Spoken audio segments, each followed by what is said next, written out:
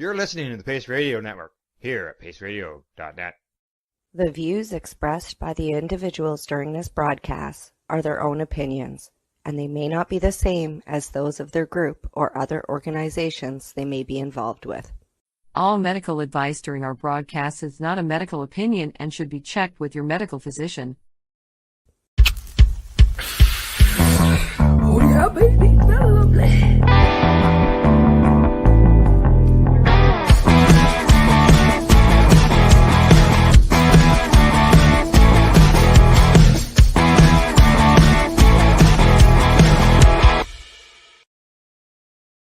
Good morning, it's April the 29th, and welcome to Psychedelics and Cannabis Educational News. I'm live from Legacy420.com news desk here at paceradio.net. How is everyone doing today? Just so you know, Cindy's got called into work, so I'm going alone. And as far as today's eyewitness weather, I'm looking out the windows, and I was out earlier this morning, and I can say it says rain. Yeah, rain. Unfortunately, no sunshine, and temperature-wise, it's still. When I was out there, it felt a little cool. It didn't seem as warm as yesterday, but hey, I'm in Canada, and it's the spring, so it's gonna fluctuate from day to day. But I know that when you look at the weather going down the road, it's got to get better. It's got to get warmer. Summer's coming, right? So. It'll happen. It'll just take some time. That's all. All right. To get started on what do we got here? 9 news stories today that I'm going to cover. So let's get the first one going. This one comes to us from Business of Cannabis, and headline on there says Safer Banking Act faces last minute opposition. Wow. What can I say? I think almost every broadcast, or every other broadcast, this comes up, and it's just ridiculous. They've got to get this thing passed, and here we are, last minute opposition. Let's see what's going on. Hopes that the highly anticipated Safer Banking Act could be attached to a must-pass bill were scrubbed last week amid pushback right at the finish line. Last week, reports emerged that the Safer Banking Act, which would enable cannabis businesses to access banking and financial services, could be packed with wider legislation likely to be passed. It was expected that the Safer, alongside with new cryptocurrency regulation, would be packaged with the upcoming Federal Aviation Administration reauthorization bill, which is considered a must-pass bill. However, according to reports from MarketWatch over the weekend, this plan has now been scrapped amid pushback from lawmakers. Brian Barash, Vice President of External Affairs at cannabis payments giant Dutchie and member of the U.S. Cannabis Council, told the publication, "We're disappointed it got negative pushback right at the finish line." He added that he wasn't aware of widespread opposition to the plan, which has been attempted unsuccessfully on previous occasions. I believe there's like 8 times that this has been gone through. That's what's the Safe Banking Act, and now it's developed into the Safer Banking Act. It just doesn't make sense. But that it wasn't clear whether Republican Senate Minority Leader Mitch McConnell supported it.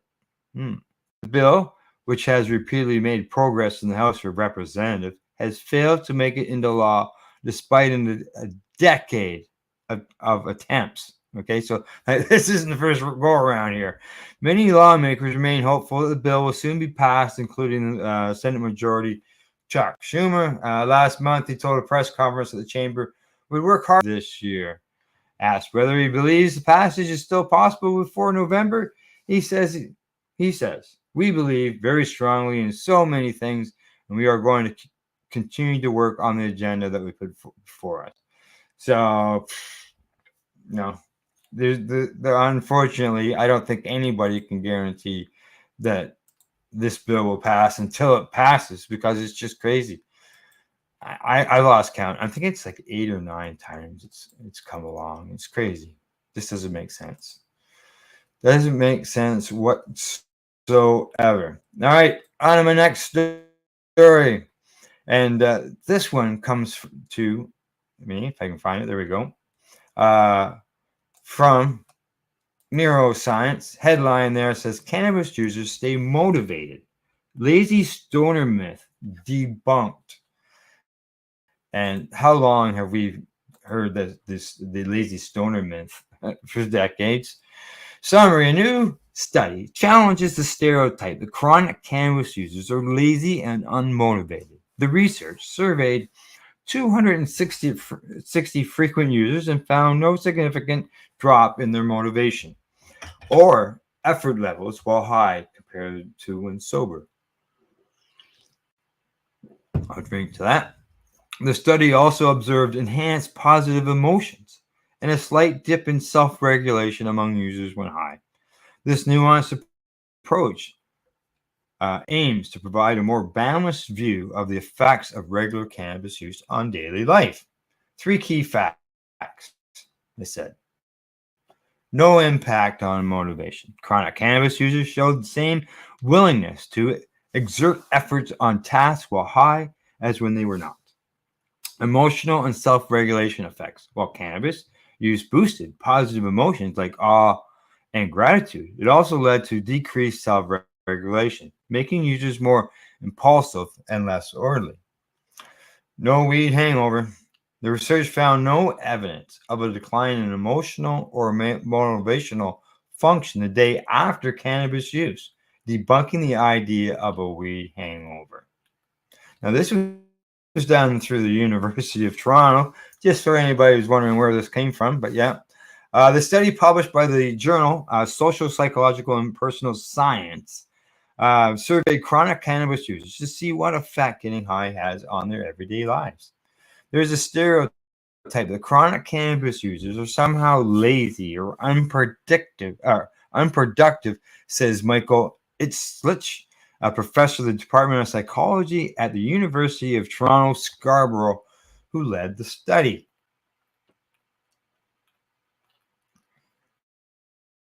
What we found that's not the case. Their behaviors might change a bit in the moment while they're high, but our evidence shows they are not lazy or lacking motivation at all. The researchers surveyed 260 chronic users, those who consume cannabis at least 3 times a week. Oh, gee, only 3 times a week. Who received regular messages through an app asking if they were high. The participants were then asked about their emotional state, levels of motivation, willingness to invest effort, and self-regulation. Islich says the most interesting finding relates to motivation. The researchers studied the participants' willingness to exert effort in completing a task while high.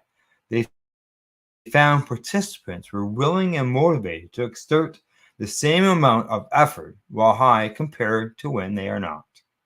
Past research has shown mixed results when it comes to chronic cannabis use and motivation. Estes notes most of it relied on limited experimental designs that didn't amount for differences between cannabis users and non-users, such as variations in personality, mental health, or use of other psychoactive substances. He says this study instead looked at chronic cannabis use while participants were actively high, while also accounting for these pre-existing differences. The researchers found that getting high did not lead to lower levels of self-regulation, which is an important trait for being able to accomplish tasks. They found that when chronic users are high, it does impact certain behaviors linked to self-regulation, such as being more impulsive, less thoughtful, and less orderly. These things can detract someone from getting stuff done, but we didn't find it made them less hardworking, responsible, or able to focus, says Illich. They also found that chronic cannabis users experience a boost in positive emotions, such as awe and gratitude, and a reduction in some negative emotions, such as fear and anxiety while high. However, the researchers found those who get high a lot on the higher end of the chronic use experience more negative emotions while high and while sober. The researchers found no evidence of weed hangover. That is, chronic users didn't experience a decline in function the day after being high.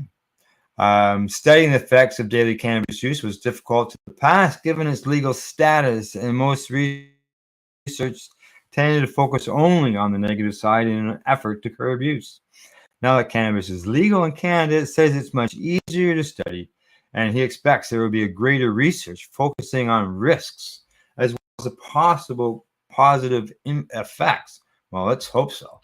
The cannabis literature historically tended to focus a lot on the negative medical consequences of chronic use, says Islich, who runs the Work and Play Lab, which does research on self-control, motivation, and empathy, as well as social media, digital device, and recreational cannabis.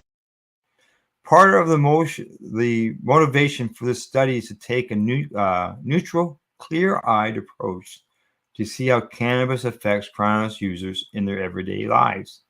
Illich says the study isn't an endorsement of cannabis use, adding there is plenty of research highlighting the risk of the heavy use.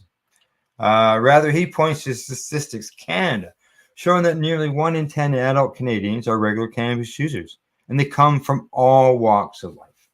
Cannabis is also the fourth most used recreational substance after caffeine, alcohol, and tobacco. But despite its increased legal and social acceptance, relatively little is known about the everyday experience of regular users. Our data suggests that you can be hardworking, motivated, and a chronic cannabis user at the same time. There you go. And this study was funded by the Council of Canada. Let's see, Social Sciences and Humanities Research from the Council of Canada. So there you go. People that just because you smoke cannabis does not mean you're lazy, unmotivated, as that research has shown. So it's just, maybe that's what people took that as that's what they saw on TV, instead of finding out for themselves what's going on when people smoke cannabis, because it doesn't always mean you're lazy. I can tell you that much. I know that for sure. All right, on to the next story. This comes to me from StratCan. Headline there says the OCS published its social impact report. The Ontario Cannabis Store social responsibility strategy has distributed and invested over $750,000 and provided more than 24 equity and access grants in its first 3 years of operation.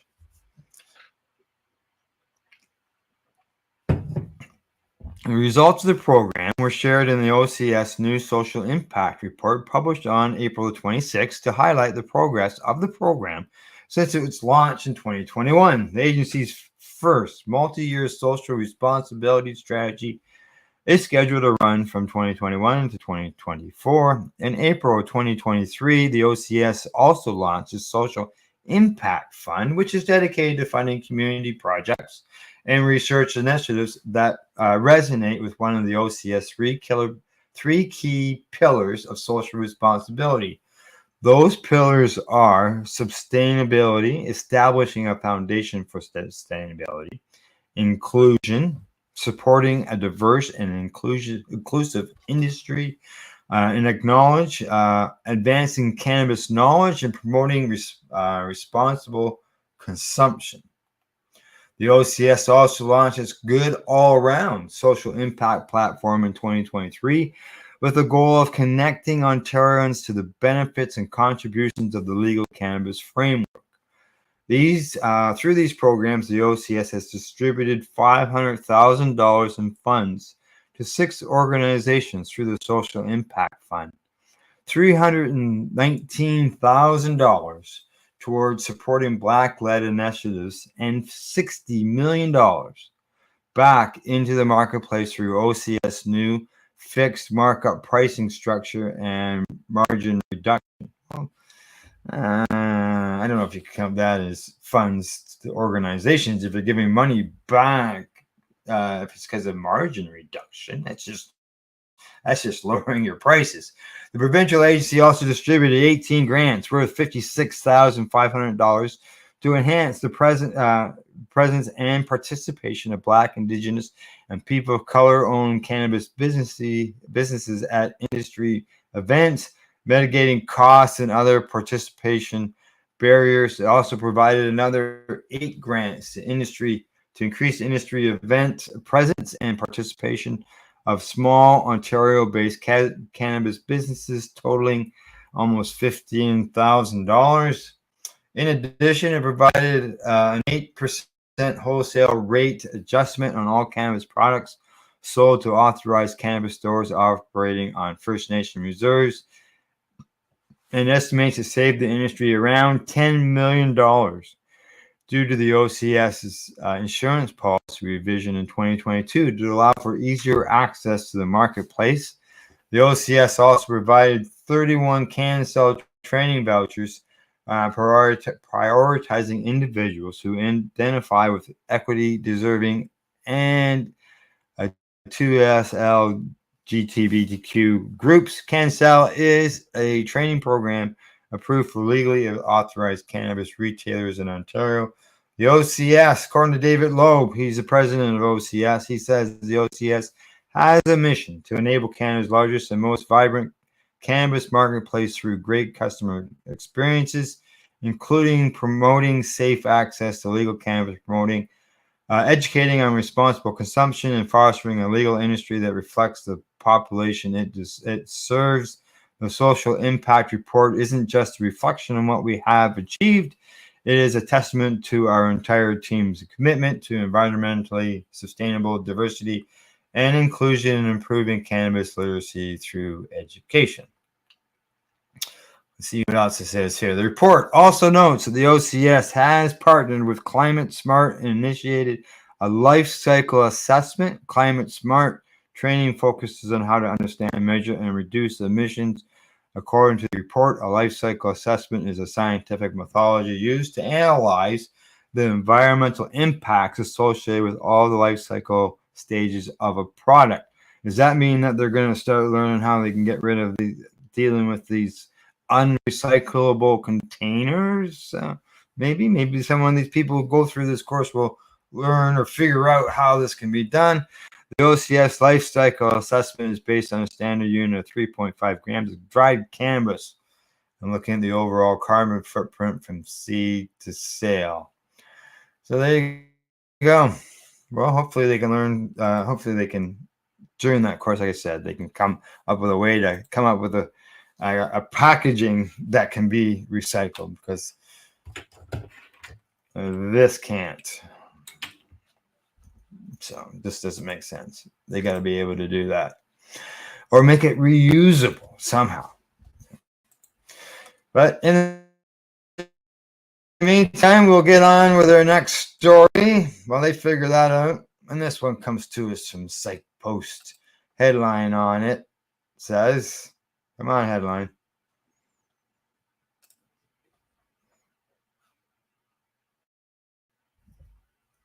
There we go. Nope, didn't want to start. There we go. Come on. There we are. Oh, one of those mornings. Things just don't. Gremlins, there we are. There we are. Psych Post. Psilocybin for chronic pain. Preliminary research sheds light on psychedelics potential. All right. Another pain way of dealing with pain. Scientists have recently discovered that psilocybin, the active ingredient in magic mushroom, can significantly reduce chronic pain in rats. The pain relief was related to pain from touch, but not pain. Psychedelic drugs have recently gained attention for their potential to treat various psychiatric disorders. Psilocybin in particular has been the subject of research for its therapeutic effects in treatment-resistant depression, as well as alcohol and tobacco use. Led by Nicholas Coleman, researchers from the University of Michigan set out to explore the possibility of psilocybin as a treatment for chronic pain, an area that had not been systematically studied before despite the growing evidence for it. The team utilized a rat model where chronic pain was induced using intravenous injections, which is a compound known to cause long-lasting pain sensitivity. In this study, two types of pain responses were analyzed. Mechanical hypersensitivity, which is increased sensitivity to pain from physical touch that wouldn't normally be painful, was measured in the rats using a device known as the von Frey filaments. These tools contained thin, flexible hairs of different thicknesses that were pressed against the rat's paws until they were bent. Thermal hyperageusia, also measured, which occurs when intense pain is experienced from warm temperatures that would not usually be painful. This pain response was determined by measuring how quickly the rats withdrew their paw after being placed on a hot surface, 126 degrees Fahrenheit, if you're wondering how hot it was. Coleman and colleagues then administered different doses of psilocybin to the rats and then observed the effects on pain sensitivity. 13 rats were provided saline solution. 14 rats were given low psilocybin dose of 1 milligram per kilogram, and 12 rats were provided a high psilocybin dose of 10 milligrams per kilogram. Pain responses to the touch and heat stimuli were measured a few hours after formalin infusion every second day during the first week, and then weekly over the next 3 weeks. The study found that both the low and high doses of psilocybin significantly reduced mechanical hypersensitivity for all testing days, up to 28 days. However, it had a limited effect on thermal hyperalgesia. The low dose often only reduced pain on days 3, 5, and 21, and the high dose also briefly reduced pain on the day of administration on day 5. Colbin's team concluded psilocybin could act via neuroplastic effects produced by psychedelics. Psilocybin-induced inhalation medical hypersensitivity outlasted the half-life of psilocybin, which suggests a centrally medicated mechanism of action. The team utilized, I bounced back a little bit there. Yeah, we're into one of those websites where things are back and bouncing around. Okay, answer this crypto. In other words, the pain relief lasted. This must be the last paragraph. Yeah, I'll just deal with this. Come on. One more. It says, in other words, the pain lasted much longer than the time psilocybin stays in the body. The substance itself only lasts for about 2 hours. This long-lasting effect implies that psilocybin is working through a central mechanism of the brain, not just at the local site of pain. The researchers noted that this finding holds significance because many chronic pain conditions are believed to be due to changes in the brain and spinal cord, and psilocybin may help rewire certain brain circuits involved in pain, providing relief that goes beyond temporary effects of traditional pain medication. While the study presents promising results, it also acknowledges limitations. The model used represents pain from chemical inflammation, which may not cover all types of chronic pain. Additionally, the study was not designed to compare the effects of psilocybin between male and female rats conclusively. The study intravenous psilocybin and its okay, that's just telling you where it is. So there you go. Taking some magic mushrooms to deal with pain, it's another option. If people can find relief without having to take opiates, then why not? Because we've seen the damage that can happen with opiates. And, as a person who uses cannabis instead of opiates, I would suggest that others give cannabis a try before they take the opiate route. I know that's what I did. And there was benefits there for me because the only time I ever had opiate drugs is while I'm in the hospital. All right, on to the next story. This one comes to me from the Fresh Toast, and the headline on it says, "Which cities consume the most marijuana?"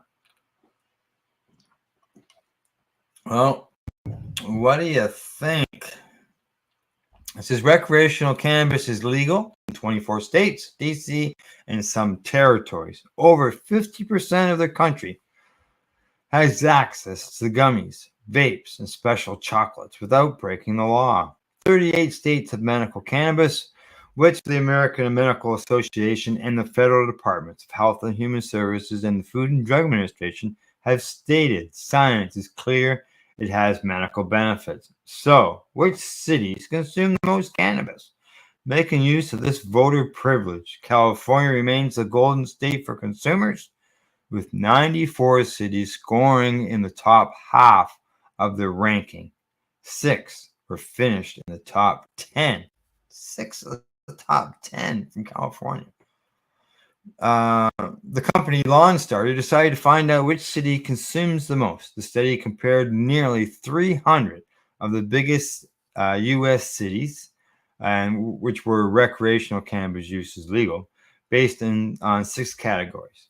They consider legality, access to dispensaries, weed delivery services, and more among 17 total metrics.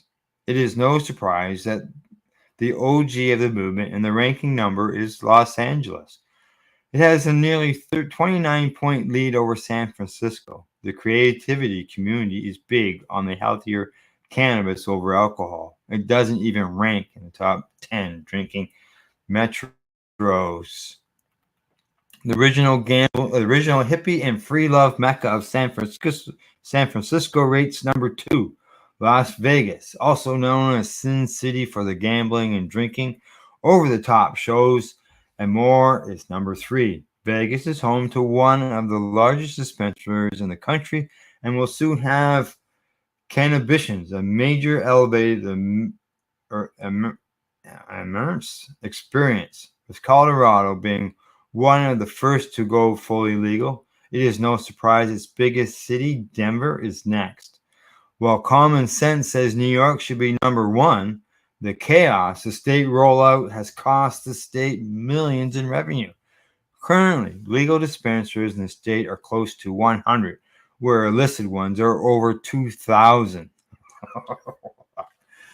Let's see, the next 5, they say, are San Diego, Portland, Sacramento, Oakland, and Santa Ana.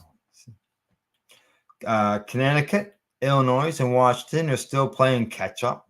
Only Chicago, which is number 38, and Seattle, which is 106, can in the top part of the rank. In the top part of the ranking, weird laws and high taxes are big blocks, they say. At the bottom of the list are cities which, despite it being legal, they just don't have the infrastructure, which is too bad, as it means state governments are losing hefty tax income. Here are the bottom 10 cities. There we go. Federal Way, Washington. New Jersey, Trenton, New Jersey. Cicero, Illinois. Kent, Washington. Elgin, Clifton, New Jersey. Bloomington, Elizabeth, New Jersey. Springfield, Illinois, as well as Rockford. They say what is interesting is Wisconsin has 7 of the top 10 cities for drinking. There you go. Now you know where the top places are. You want to deal with cannabis in the U.S. It looks like the best place to head to by that is California. That's where you're going to find the most cannabis. All right, time for me to take a break. Middle of the show, halfway through. Other than that, I will be right back after I medicate. You're watching Psychedelics and Cannabis Educational News. I'm here live at paceradio.net.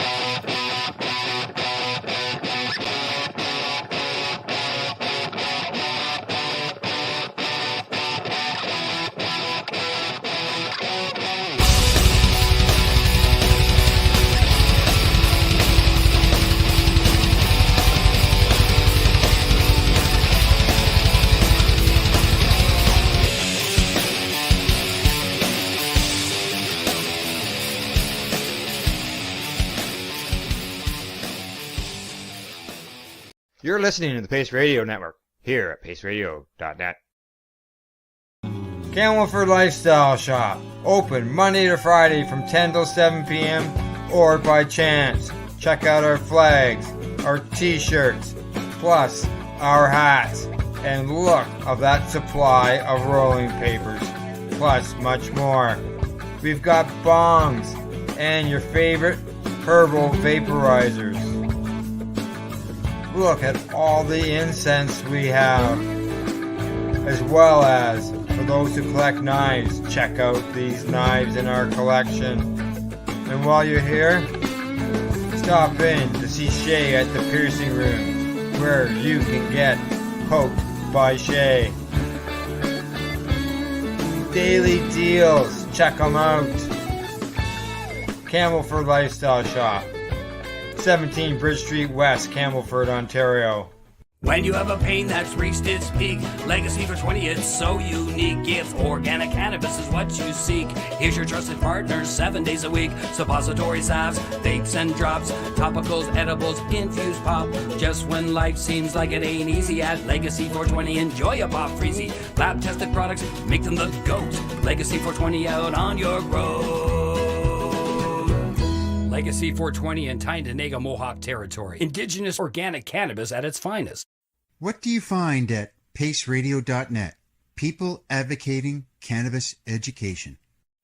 Limestone City Hydroponics is Kingston, Ontario's hydroponics shop. Take your growing to the next level and create the optimal environment with a tent kit, or maximize your yield with an ebb and flow flood table kit. Either way, Limestone City Hydroponics has more sizes and options to fit your needs. Are you looking for the power of the sun that adapts to your budget? Then look no further, as they have professional grow lighting. They have indoor grow systems that are easy and cost effective, with many options to fit your living space and lifestyle. Cultivate your growing potential. We have everything you need to succeed. And if you can't make it to the store, they offer local delivery to the greater Kingston area. Remember, when you're looking for experts to help you grow, then look no further than the locally owned Limestone City Hydroponics, 105 Sunderland Drive in Kingston, Ontario. Call them at 613-548-0420. You're listening to the Pace Radio Network here at paceradio.net.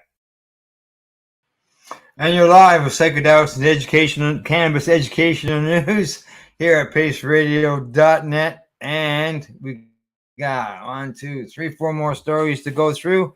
First one up comes through to us from the Marijuana Moment. Headline says, Judge schedules oral arguments in marijuana companies' lawsuit challenging federal prohibition. A lawsuit challenging cannabis prohibition in the U.S. Well, maybe that's what it'll take in order for it to get legal. And here we go. It says the federal judge on Thursday agreed to schedule oral arguments in a case for major U.S. cannabis companies that are seeking to shield in-state cannabis activity from federal enforcement.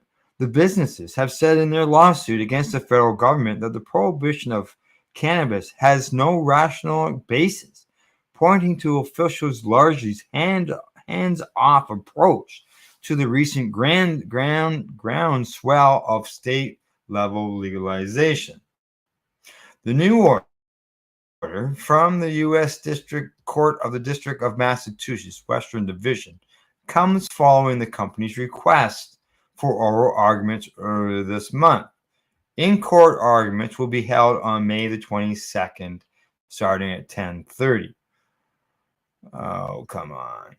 Here we go, bouncing around. The case presents multiple constitutional questions and concerns matters of great importance both in the Commonwealth and nationwide, the cannabis companies said in their for the court to schedule the meeting. Oral arguments will allow for a meaningful review of these issues, they say. And if my screen would say calm, not bounce around, I'd be able to read some more here. The suit against the federal government, Canada Provisions versus Garland, is being led by multi-state operator Verano Holdings Corp. and the Massachusetts-based cannabis businesses Provisions and Wiseacre Farm, along with Trivet, GEO Geisa sellers. Plaintiffs are represented by the law firms Boyd, Schuler, and Flexner, and Lesser Newman, Alo, and Nesser. Well, there's a few there. Okay. At issue in the case is the degree in which in-state cannabis activity affects interstate commerce, with the government arguing that cannabis legalization attracts out-of-state tourists.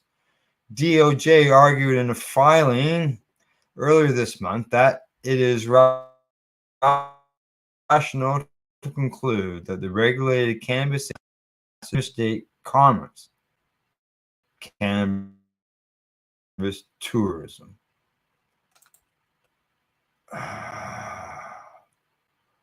The case is unfolding against the backdrop of a Drug Enforcement Administration review into cannabis scheduling under the CSA.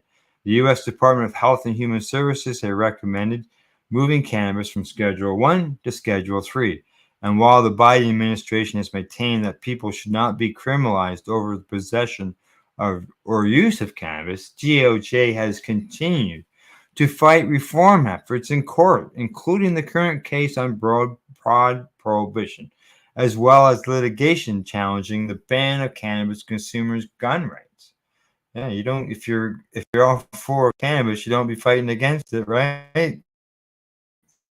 Makes sense to me. There we go. End of the story. Bounced around a bit, but unfortunately, that's going to happen with some of these locations.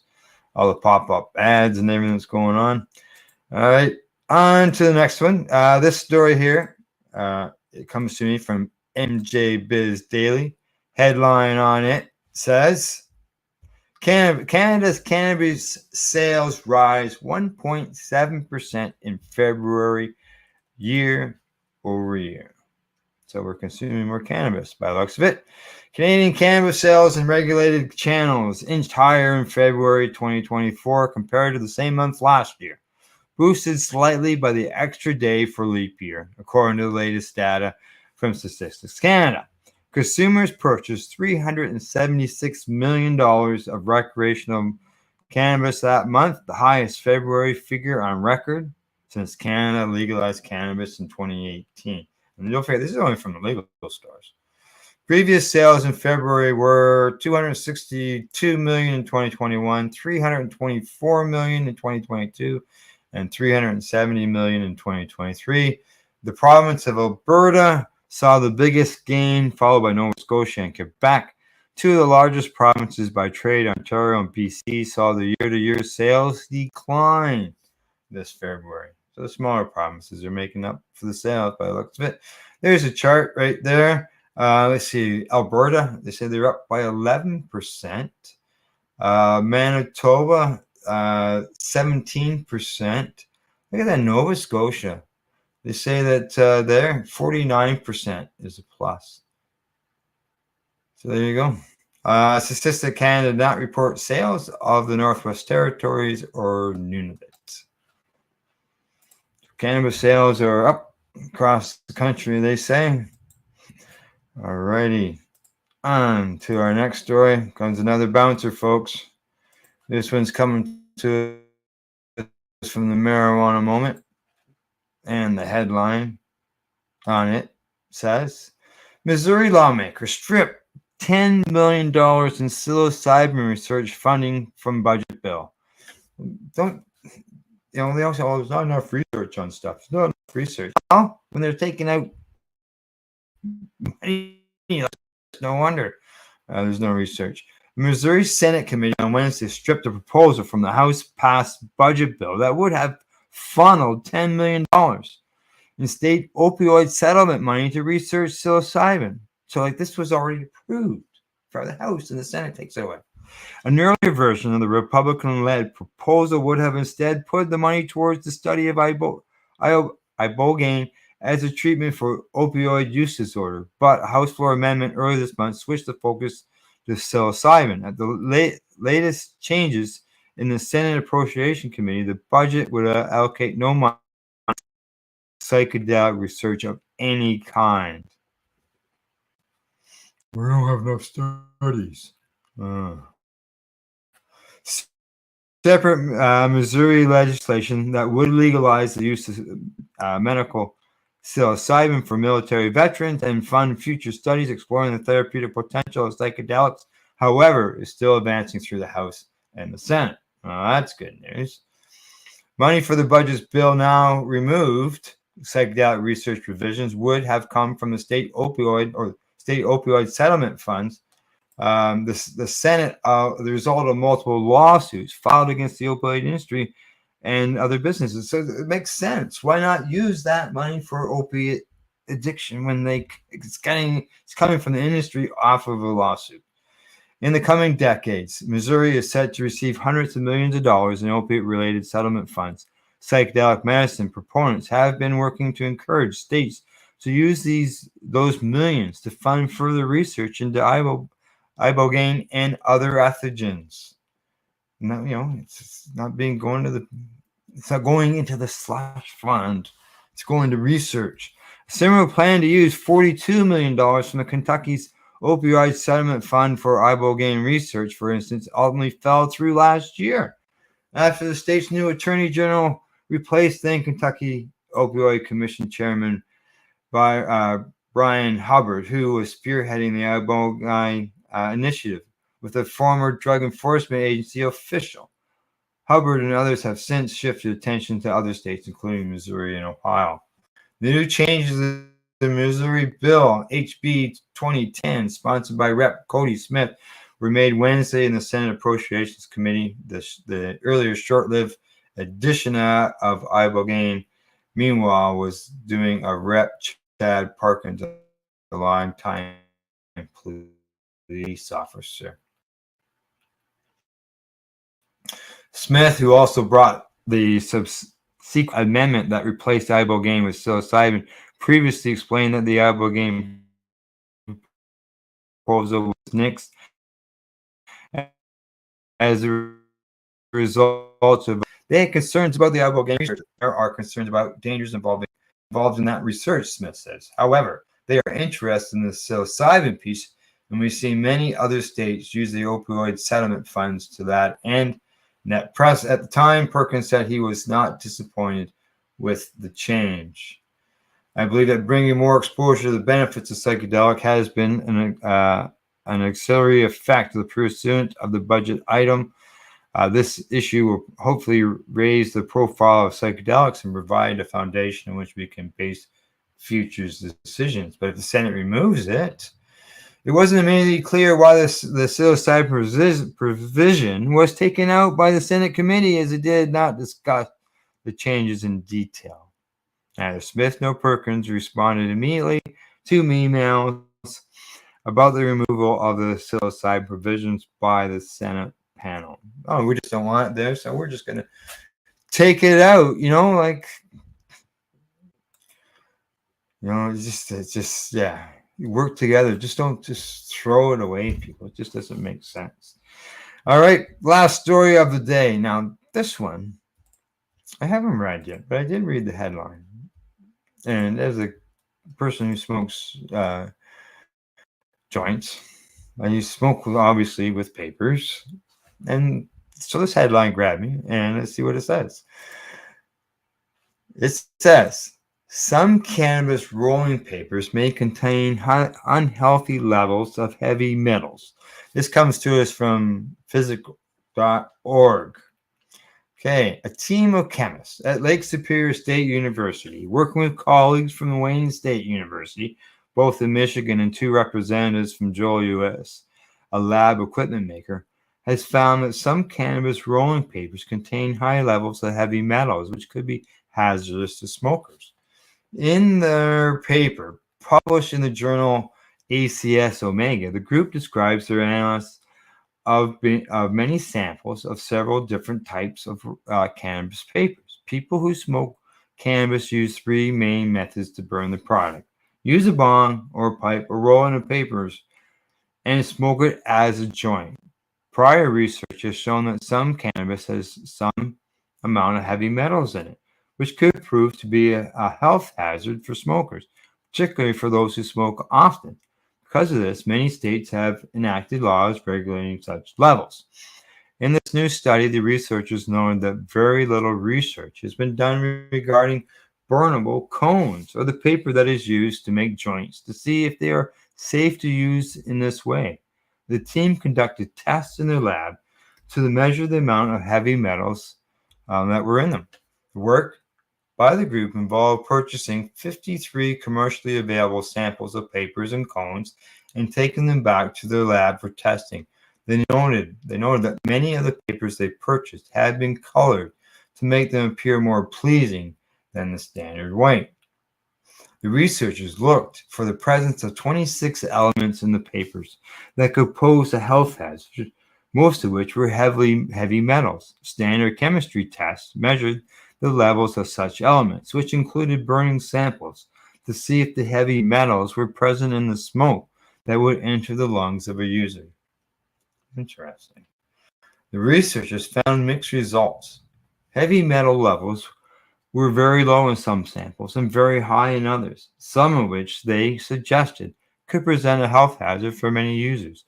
High levels of copper were found in many of the colored papers, likely due to the pigments used. The team concludes by noting that it would not be very difficult for makers of such products to remove heavy metals during the production process. They suggest state lawmakers take note of their findings and enact laws to force the makers of such products to reduce heavy metals to safe levels. So there you go. Wonder what papers they did. They said colored papers. There are lots of colored papers out there. There's no doubt about that. But it'd be interesting to know what papers have them so that, people could avoid using those papers. But, maybe another report or another place will have a different report on the same study and provide us with that information so that we know, right? So, all right, people, that's it. I've gone through all the stories for today, and that's the report for April 29th from our Legacy420.com news desk and for our buds at the Campbellford Lifestyle Shop, Legacy420.com, and Limestone C Hydroponics.ca.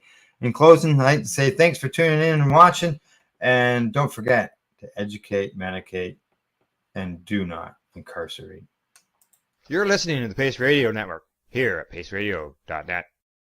The opinions of the individuals during this broadcast are their own, and may not be the opinions of their group or other organizations they may be involved with. All medical advice during our broadcast is not a medical opinion and should be checked with your medical physician. When you have a pain that's reached its peak, Legacy for 20, it's so unique. If organic cannabis is what you seek, here's your trusted partner 7 days a week. Suppository salves, vapes and drops, topicals, edibles, infused pop. Just when life seems like it ain't easy, at Legacy 420, enjoy a pop freezy. Lab tested products, make them the GOAT. Legacy 420 out on your road. Legacy 420 in Tyndonega Mohawk territory. Indigenous organic cannabis at its finest. Enjoy the buzz of legalization with Campbellford Lifestyle Shop. From lights to plant nutrients, books, consumption accessories, and more. We've got all your basics to grow or consume cannabis. Visit our info center or take a look at our piercing services and body jewelry, now available in-store through Campbellford Lifestyle Shop. 17 Bridge Street West, Campbellford. Limestone City Hydroponics is Kingston, Ontario's hydroponics shop. Take your growing to the next level and create the optimal environment with a tent kit, or maximize your yield with an ebb and flow flood table kit. Either way, Limestone City Hydroponics has more sizes and options to fit your needs. Are you looking for the power of the sun that adapts to your budget? Then look no further, as they have professional grow lighting. They have indoor grow systems that are easy and cost effective, with many options to fit your living space and lifestyle.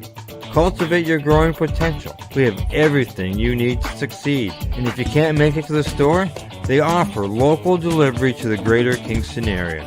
Remember, when you're looking for experts to help you grow, then look no further than the locally owned Limestone City Hydroponics, 105 Sunderland Drive in Kingston, Ontario. Call them at 613-548-0420.